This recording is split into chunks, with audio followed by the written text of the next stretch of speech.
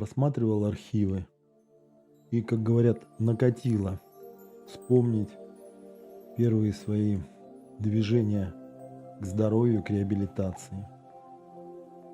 Как встретился с другом, был удивлен. Он сильно видоизменился за те несколько лет, которые мы не виделись. Ну и очень сильно похож на Деда Мороза. Поэтому приятно было искупаться в сентябре месяце в Балтийском море, осознавая, что друг тоже решился. И на сегодняшний день он свободно реагирует на холодную воду.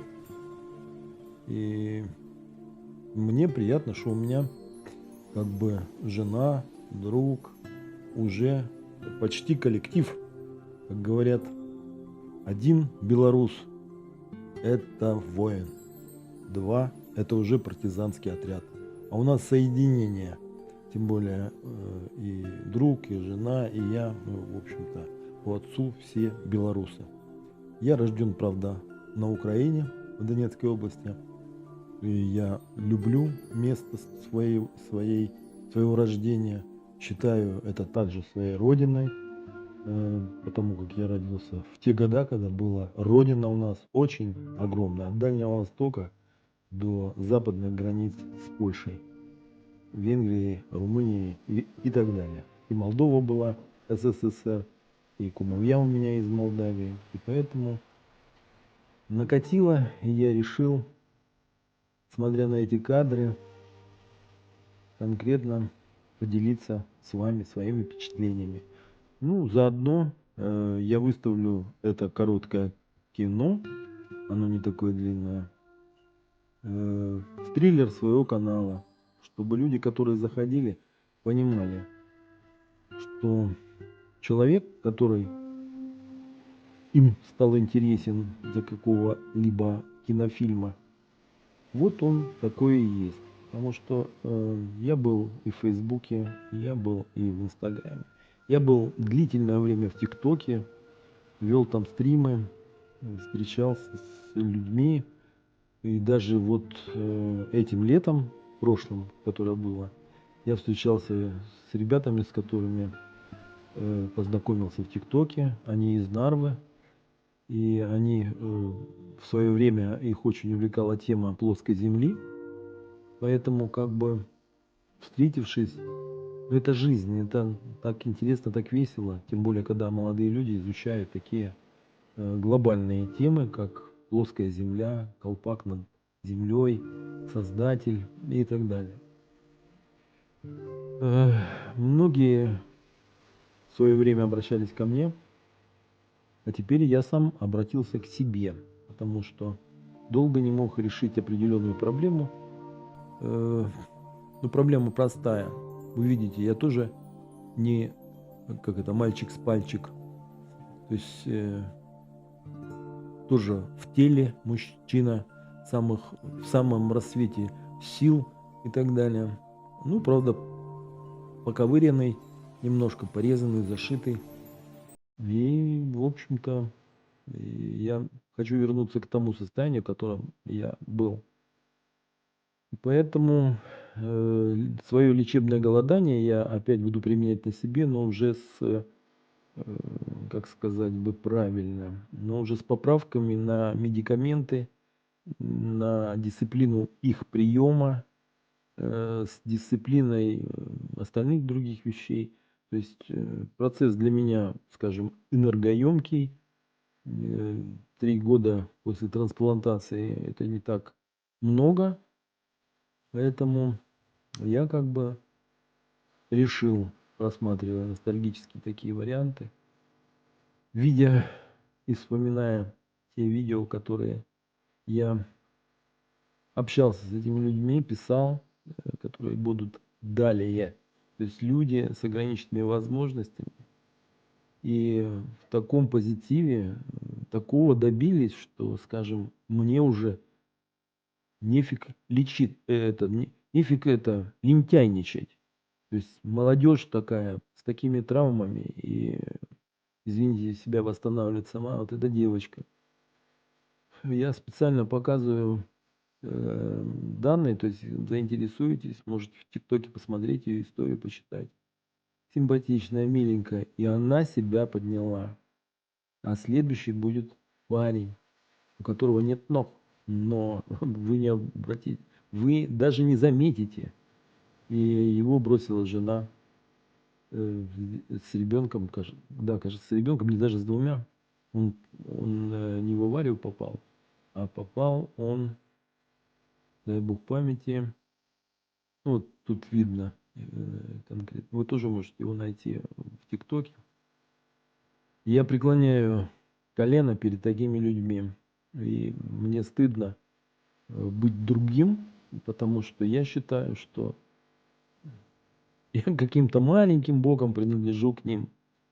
Потому что столько операций, сколько мне сделали, я имею в виду на грудной клетке или на старом сердце, к примеру, и я жив, значит, меня тоже, как и этих ребят, оставил Создатель на земле для того, чтобы я мог передать это людям каким-то образом. Будучи консультантом по правильному питанию, я думаю, я справлюсь с этим. То есть до Нового года, до 26 года я был 107,6 килограмма. На сегодняшний день я промолчу. У меня в плане серьезно сбросить вес и как бы восстановить некоторые потерявшие функции своих, так сказать, конечностей. Вот. И вернуться в нормальное русло жизни. Невзирая на все то, что происходит в мире. Буратино, конкретные Буратино. Но Буратино-то не злой был. А эти, я даже не знаю, как их назвать. Кучка людей, не любящих людей. Я не знаю, дегенераты. И все у власти. Я не буду перечислять фамилии, не считаю нужным марать свой язык об их имена. Но когда посмотришь всех во главе государств Западной Европы, к примеру, то начинаешь сомневаться, вообще они люди или нет. Вот. Восточные правители, будут так называть, без имен. Но они хоть здраво рассуждают. То есть они не говорят бред, который не понимает никто. Только их может понять, их бред, только тот, кто такой же бредовый. А вода какая у нас? Ой, это город Хапсалу, это не озеро, это как бы прудок такой, ну не прудок, это запруда. Она соединена с морем, дамбами. Здесь разводили рыбу в свое время. Но в 11-м, кажется, или в каком-то году был шторм и большой. И у нас было наводнение. И вся рыба частично уплыла. Вот. Но дамба работает, и здесь вода чисто, его почистили до плиты известковой. И там и щуки, и караси, и карпы есть. Они перекрестились с карасями и стали метизами. То есть с виду вроде как карась, но костей почти нету. Ну и другая мелкая рыбешка есть. У меня дядька, мой дядька родной, выловил со своей женой пару таких экземпляров там в пределе 3,5 килограмм метизов этих. Очень вкусная рыба и так далее. Ну вот, я начал свой вариант. Многие пока подводят. Вес, конечно, у меня солидный. Я думаю, вы все это видите. Но тяжело в учении, легко в бою. Поэтому как бы меня друг снимает, жена снимает. Вот. Я встретил на берегу женщину. Ну, я ее знаю. Не так близко, просто здороваемся. Город небольшой, 10 тысяч населения. Но ей 70 лет. И она говорит, я всегда градусов до 10 каждый день прихожу и купаюсь, я недалеко здесь живу. Вообще я был удивлен, в Хапсулу пошло какое-то веяние на холодное купание. Ну, скажем, я это приветствую. В свое время я купался, прячась от людей. Вот. ну, где-то с 7 класса. А сейчас я смотрю, прятаться не надо, то есть никто не обращает внимания, никто не ойкает, не айкает. Кто приходит, то же самое, раздевается и купается. Набережная оборудована. Сейчас в том году не было раздевалки, а в следующем, вот в этом, котором мы были сейчас летом, поставили раздевалку, дополнительные лавочки и так далее. И потом вот мы идем и смотрим, как люди идут с купанием. То есть не я один там был. Ну, а тут жена со мной идет. Но купаться она как бы еще тогда не купалась. Это, если я не ошибаюсь, это первый год после трансплантации. Это, значит, 23-й, наверное. Вот. Я у нее спрашиваю, мы шутим. И вот подходим к месту купания.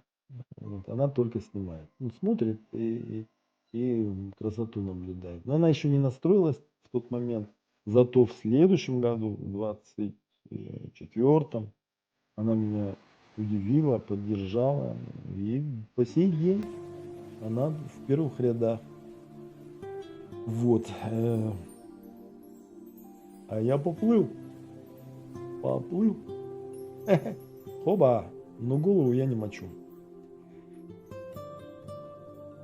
Я не купаюсь для того, чтобы кого-то удивить. Я кратковременно в холодную воду для того, чтобы стимулировать организм. Так как мне нельзя повышать иммунитет, я умею его повышать, употребляя даже таблетки.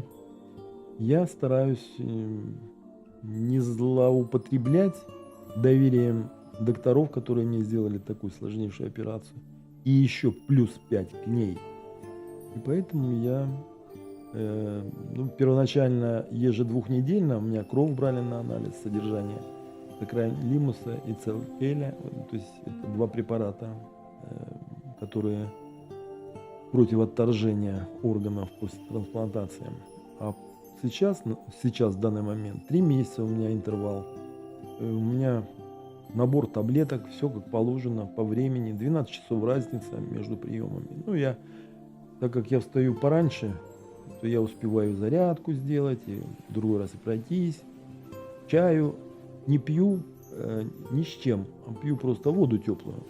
А потом где-то через полчасика там позанимаюсь. Я ж на курсы на гитару записался, поэтому посижу, попадаю по по струнам, вот, а потом подхожу и уже жену тормошу, и мы начинаем что-то типа завтрака. Она кофе с лимоном там или с медом, а я или цикорий, или чай. Бывает, что и кофе пью, но вначале проверка давления, там весь самоконтроль, самочувствие и так далее. Если хорошая погода, хорошо себя чувствую, то я иду гулять. Она на свой круг, она до 10 тысяч шагов проходит за одну прогулку. Я так не рвусь. 3 километра, если прошел, это уже хорошо. Ну, бывают такие скачки и на 4, и на 5 километров. Ну, я сам себя хвалю, глажу по голове, говорю: Сережа, ты молодец, давай. Тебя, так сказать, любят, поддержат, и тебе повезет. На этом я с вами попрощаюсь. Думаю, что если вам не очень интересны мои реабилитации, пишите, что интересно. Я и готовлю, и путешествую, и рыбалку люблю. То есть вообще я жизнь люблю. Поэтому и люблю людям помогать, поэтому в моей биографии это тоже не последний пункт. Правда, с моих знакомых, близких и пациентов 2 человека ушло. Буквально ноябрь и сентябрь. 2 самых почти старых, которые после того, как попали ко мне, 9 лет они прожили полноценной жизнью. Всего хорошего. Надеюсь, вам мой триллер зайдет, и вы поймете, чем я занимаюсь, а не только готовкой. Приятного просмотра!